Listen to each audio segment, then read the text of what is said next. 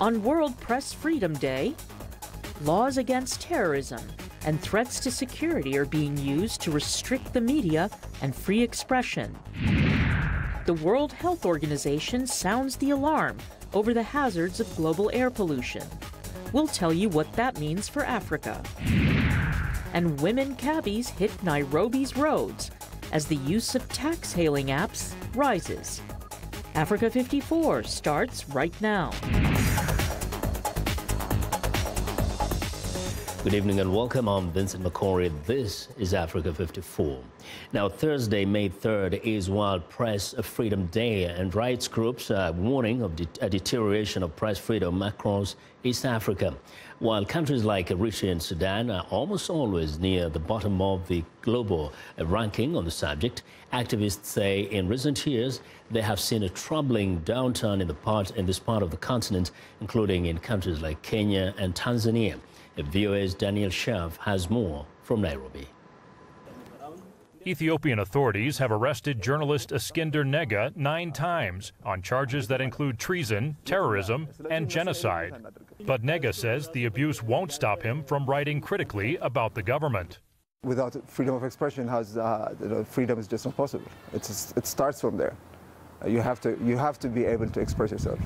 Nega's latest release was on April 5th, just days after a new prime minister was sworn in, raising some hopes for change. He has given us promise.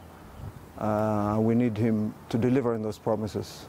We haven't seen anything in action up to now. Across East Africa, laws against terrorism and threats to national security are often used to restrict the media and encourage self-censorship. Looking at Kenya, Tanzania, Rwanda, and Burundi up to about 3-4 years ago were really the jewels of the continent. You know, everybody, West African countries were told, oh, why can't you emulate your East African counterparts?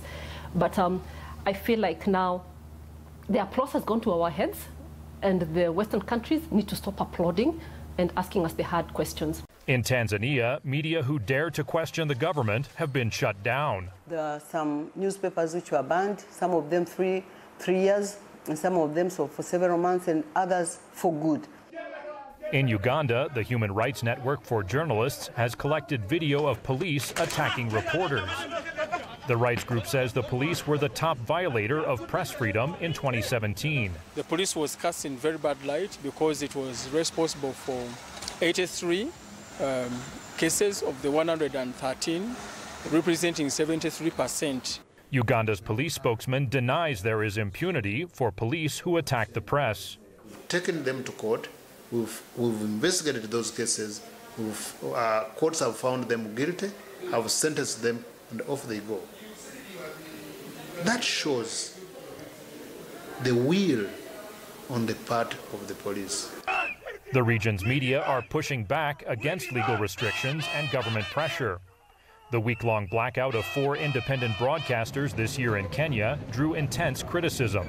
Citizens really need to stand up and own the freedom of the press as one of the things that will protect them and will enable them to go further in terms of development and safeguarding and protecting their own rights. So freedom of the press is really the freedom of every ordinary citizen in the region.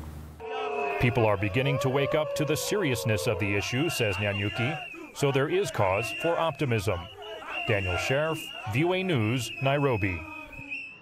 The April 30th killings of 10 journalists in Afghanistan highlight the dangers journalists face in covering certain areas of the world.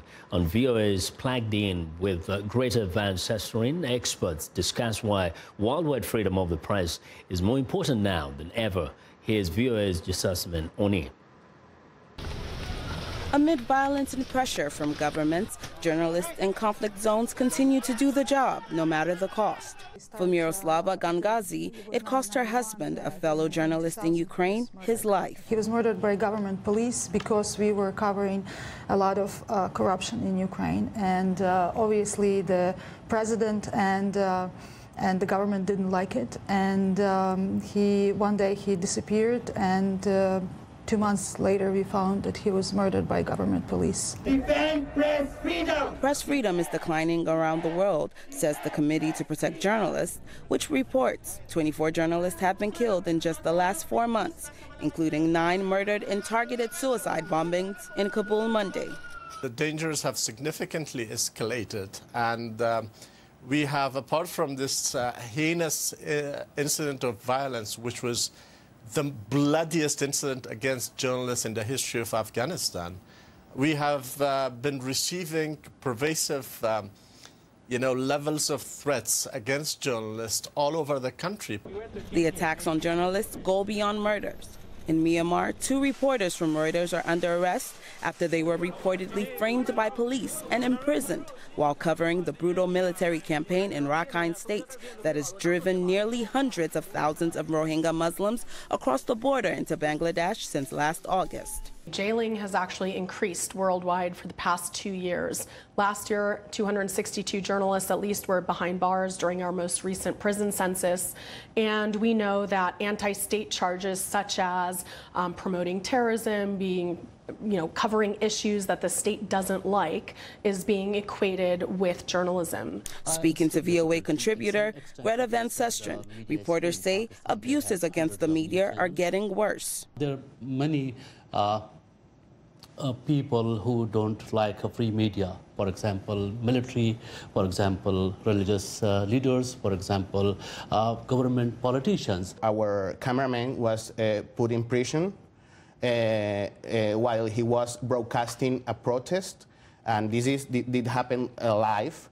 And one a person of the army tried to put a tear gas in the mouth of one of our reporters live. Still, Najib Sharifi, speaking from Kabul, says he and other journalists in the region will not be shaken. They're going to keep working for this profession because they strongly believe in the role of media. Even in the face of danger, journalists continue to place their lives on the line to bring the unheard stories from the darkest parts of the world. Jesus Sameoni, VOA News, Washington. The Red Cross chief in the Central African Republic says the death toll from Tuesday's sectarian violence in the capital has risen to 19, with nearly 100 others wounded. President Faustin Todere on Wednesday declared 3 days of mourning. He vows that the perpetrators and their accomplices will be found and prosecuted. Amnesty International says Tuesday's violence erupted when security forces attempted to arrest a member of an armed self-defense group in the PK5 neighborhood. The members of the group fired at them. Among the dead were women and children. Since 2013, inter-religious and inter-communal fighting has killed thousands of people and displaced hundreds of thousands. The International Committee of the Red Cross has confirmed that one of their nurses working in the Somali capital, Mogadishu, has been abducted. The ICRC's deputy head of delegation for Somalia, Daniel O'Malley, has said in a statement that the organization is deeply concerned about the safety of their colleague.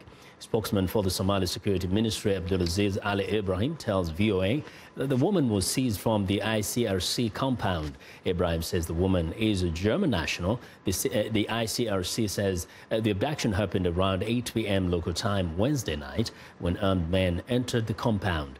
The ICRC also says it's in contact with the authorities to try to secure her release. German police have stormed a migrant shelter Thursday in the town of Ellwangen in response to clashes there 3 days ago between asylum seekers and authorities. The asylum seekers had tried to prevent police from deporting a 23-year-old man on Monday. During the raid, police arrested several people suspected of drug offenses and moved 17 hostel residents to other locations. The shelter is home to about 500 mostly African asylum seekers. Officers also found the 23-year-old Togolese man they had tried to deport on Monday. Police say they acted because they believed a lawless area with organized structures was developing at the hostel. No weapons were found during Thursday's operation. The Africa 54 team is always thrilled when you reach out to us on social media to let us know what you think about us. and the stories we cover. This week, the visit of Nigerian President Muhammadu Buhari to the White House received a lot of attention from our audience in Nigeria. Obede Comrade Ratila wrote, "It is true Nigerians are really ready to move forward, but the system is highly politicized, and the segment that will drive this movement is weak. A change may take time, Obed, but it's important to be resilient and persistent." Another Nigerian viewer, Judy Oparacha, is very mad with us. He writes, "How much did Nigeria pay you not to report the killing at the Benue state in Nigeria? Shame on you, people." Well, Jude, I understand your frustration. Now we try to have first-hand reporting for our show, and often it can take time to confirm the information. We also want to make sure we get the facts right and to present all sides of an evolving story. Now, let's move to another comment from a Facebook follower in Zambia who uses the name I Heard Bather. It writes, "I love watching Africa 54. I'm getting to know what's going on around the world. Now, continue with your good work." Well, thank you very much for your kind remarks, and please keep them coming. Reach out to us on Facebook at VOA Africa 54, and don't forget that we stream our show live every day. Follow me on Twitter at VOA Vince McCory. Well, it's coming up now how rapid urbanization in Africa poses air pollution challenges. Stay with us.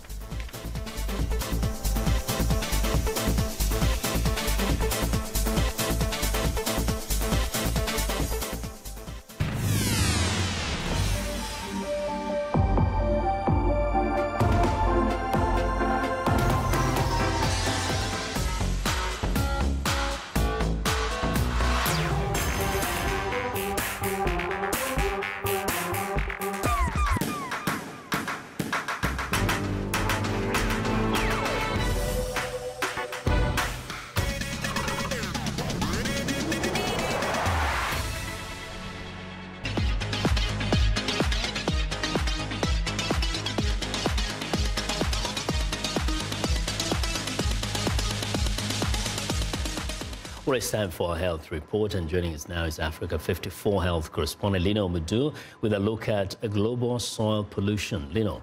That's right, Vincent. Environmental experts are calling for a new global accord to address emerging health risks posed by millions of contaminated sites. They say from Senegalese children killed by lead poisoning to Bengalis dying from arsenic in drinking water, soil pollution is a growing problem worldwide, but is poorly understood. Earth is now affected by more than 144,000 man-made chemicals that not only impact soil, but water and human health. Environmentalists say activities such as mining and manufacturing, waste from livestock industry and urban sprawls, as well as pesticides and fertilizers, are the main pollutants contaminating some 5 million locations worldwide. Air pollution is killing millions of people worldwide every year, with 9 out of 10 people breathing air containing high levels of pollutants. That's the conclusion from the World Health Organization's latest research on pollution, which uses data from 4,300 cities in 108 countries. It's the world's poorest people who are suffering most from the effects of air pollution. Take a look. Oxygen cocktails, the latest idea to combat choking air pollution in Mongolia's capital, Ulaanbaatar. Sales soar in winter when people burn coal to keep warm. By drinking oxygen as a cocktail, it gets into our body much faster. Scientists say such claims are unfounded, but there is consensus on the seriousness of the problem. Air pollution levels in Ulaanbaatar can reach 100 times World Health Organization limits. The real solution on avoiding the problems caused on your lungs and in your cardiovascular system by air pollution is to reduce air pollution and to avoid exposure to air pollution. The WHO estimates about 7 million people die every year from air pollution. Fine particles of sulfate, nitrates, and black carbon can penetrate deep into the lungs and cardiovascular system, causing diseases including stroke and heart disease, lung cancer, and respiratory infections, including pneumonia. More than 90% of those fatalities occurred in low and middle-income countries, mainly in Asia and Africa, a fact WHO aggregate figures can obscure, say analysts. When discussing air pollution, it's important to acknowledge its particular impact on, for example, the very young, the elderly, persons with pre-existing cardiac or respiratory conditions, those who live close to sources of air pollution, such as busy roads and polluting factories, and those who work in low-paid, poorly regulated jobs where occupational exposure may be higher. Avis and colleagues from Britain's University of Birmingham, in conjunction with African counterparts, are researching how rapid urbanization in Addis Ababa, Kampala and Nairobi impacts air quality.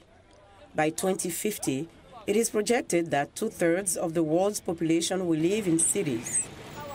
It is in the poor, informal settlements on the peri-urban periphery that growth is expected to be greatest.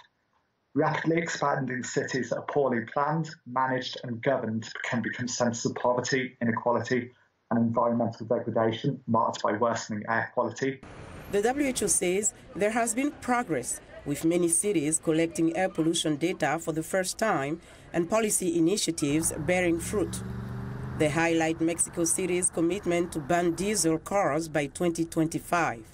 In Mongolia, the government has begun funding air filtration systems for urban schools. Critics say that it's just treating the symptoms and authorities must do more to cut the sources of pollution. Now, scientists have expressed a shock at the speed at which resistance to powerful antibiotics is able to spread from animals to humans. New research has shown how antimicrobial resistance to a key medicine likely spread from a pig farm in China to affect human and animal species around the world in just a few years. Henry Ridgwell reports. Colistin is a medicine of last resort, used to save people's lives when all other drugs have failed. It was used a bit in the clinic, and then there were some worries about toxicity and side effects. And it was mostly used in agriculture, then in pigs and a bit in chicken. But recently, as we're running out of drugs, people actually have become more interested again in using it. And it's been used quite extensively recently over the last 5-10 years in the clinic. But even this powerful antibiotic is losing its potency. Deadly pathogens like E. coli or Salmonella can mutate and develop resistance to drugs. The new study, led by Balu at University College London, identifies the speed at which the mutant gene that gives resistance to colistin emerged in the mid-2000s. There was a single emergence, only once, happened once, and it jumped very, very likely from pigs, probably in China, and it spread extremely rapidly throughout the world. And it also spread in all sorts of different species that infect humans. So now we find it in many of the most important pathogens we face in hospitals. And it is absolutely everywhere now. The resistance has even been found in pathogens in the seawater on Brazilian beaches. This study focused on just one resistant gene. Many pathogens are developing other forms of resistance. Britain's chief medical officer warned recently that antimicrobial resistance could lead to the end of modern medicine. Think about common operations, caesarean sections, replacement hips. Those would become much more risky if we did not have effective antibiotics. Superbugs kill, and they're on the rise. Scientists are working on boosting existing drugs like colistin to give them added power against resistant pathogens. Longer term, researchers say more investment is needed in developing new drugs, along with rethinking the way antibiotics are used in agriculture and in the clinic. Henry Ridgwell for VOA News, London. And that's our health report for today. To stay in touch, find me on Twitter @LenorMoudou. Vincent, back to you. Well, Lenore, thank you very much. Now, be sure to watch Lenore Moudou's health reports every Tuesday and Thursday right here on Africa 54.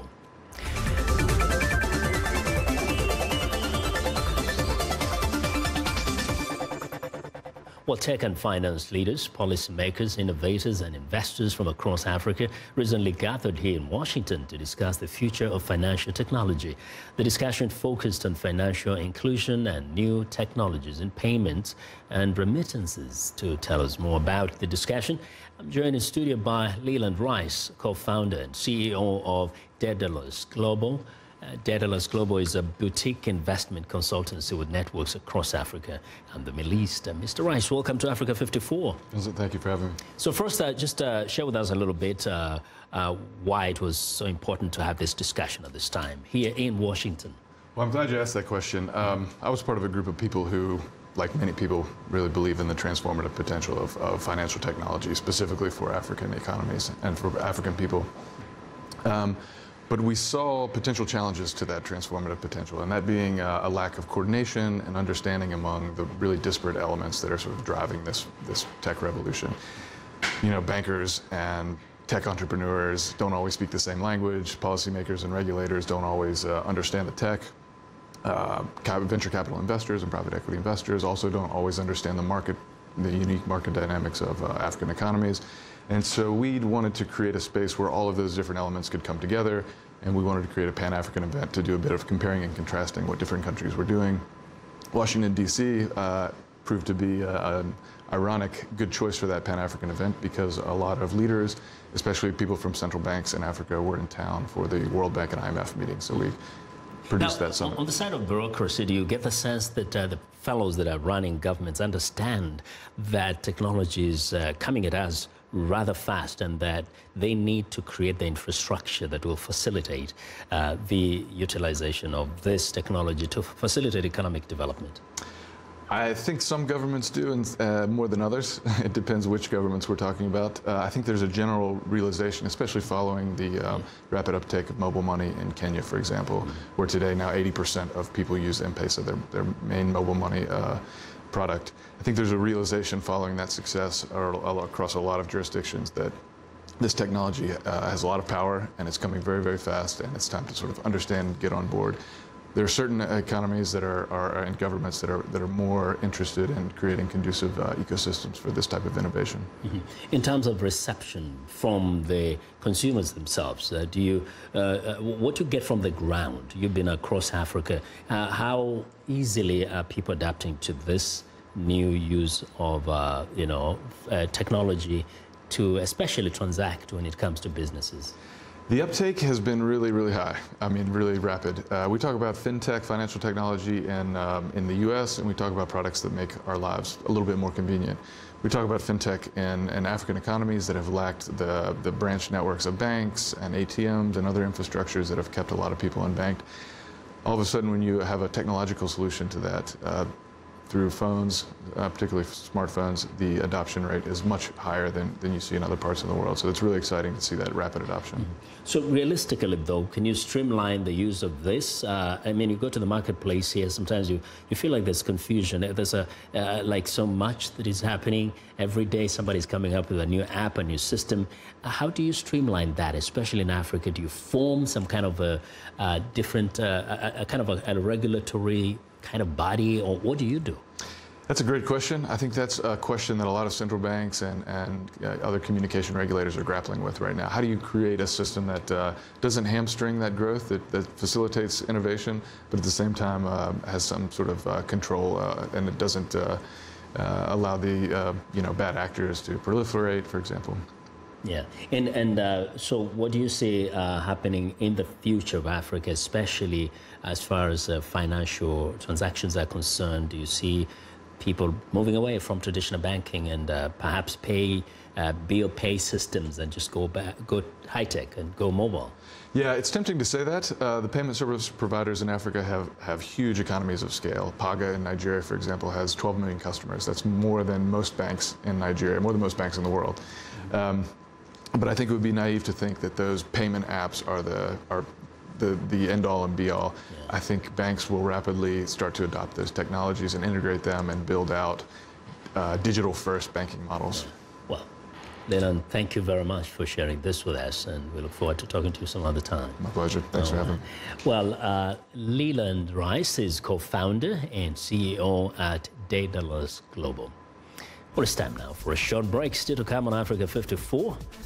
In Nairobi, women taxi drivers are hitting the road. We'll be right back.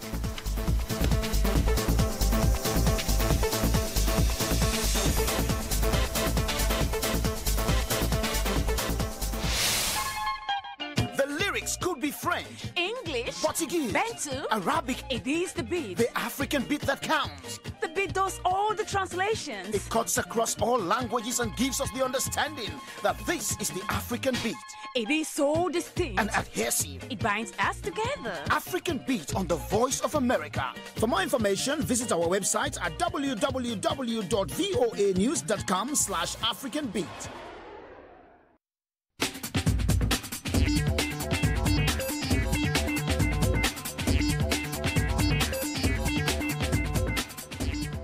Welcome back to Africa 54, and here's what's trending. As taxi-hailing apps mushroom to fill a hole in Nairobi's poor public transport system, rising numbers of women are becoming drivers, citing benefits such as flexible working hours, the ability to select passengers, and guaranteed payment. Online women cabbies currently only make up around 3% of city's estimated 12,000 e-taxi drivers, but industry officials said their numbers are rising exponentially. Little Cabs, one of Nairobi's popular ride-sharing platforms, and the only app offering riders the choice of a male or female driver, has witnessed a 13-fold increase in the number of women drivers over the last 2 years. Well, next up, immigration, culture, diversity, and identity are at the heart of this work by Senegalese artist Alioune Badara Sarr. In his younger years, Sarr was a shepherd in Darfur, 140 kilometers south of Dakar. His early paintings are more classical and more tame than the bolder abstract work he does today. Sarr says his paintings are like his life, a melting pot of experiences and cultural identities, old and new. His website describes him as a cultural nomad whose work interprets his idea of the world, built between two banks of the Atlantic. Up to 75 artists will showcase their work at the 13th biennial of African Contemporary Art, which gives African and diaspora artists an opportunity to engage with each other and audiences from around the world. Well, and finally, this houses all the usual rooms, a living room, 2 bedrooms, and more. But the entire block takes up less space than 3 shipping containers side by side. It is one of the first micro-housing lots in Perth, Australia, that are less than 100 square meters each. The tiny properties are not only cheaper than a traditional house and a land package, but even an apartment. It's not just buyers, but also banks that are on board with micro lots. The first 80 square meters lots will be for sale in late May, and that's what is trending today. Now, that's our show for today. Be sure to watch Africa 54 on our website at voaafrica.com for more news. Tune in to VOA's evening radio show, Africa News Tonight, at 1800 UTC, and in the morning today, Break Africa between 0300 and 0600 UTC, Monday through Friday. Thanks a lot for watching. From all of us in Washington, have a good night.